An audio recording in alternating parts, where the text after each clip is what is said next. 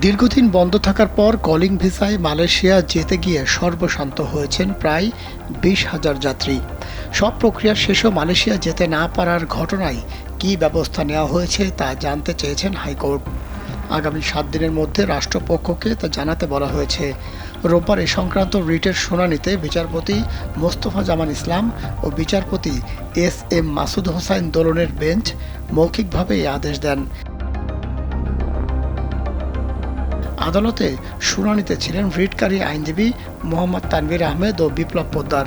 তানভীর আহমেদ গণমাধ্যমকে জানান, ১ মাস পার হলেও মালয়েশিয়ায় যেতে না পারা ২০,০০০ কর্মীর অর্থ ফেরতের দায় কেউ নেয়নি। এমনকি এসব শ্রমিকের ২০,০০০ কোটি টাকারও কোনো সুরাহা হয়নি। ওয়ালটন ফ্যানের অ্যারোডাইনামিক ব্লেড ঘরের কোনায় কোনায় ঠান্ডা বাতাস ছড়িয়ে হাওয়া বদলে নেয়।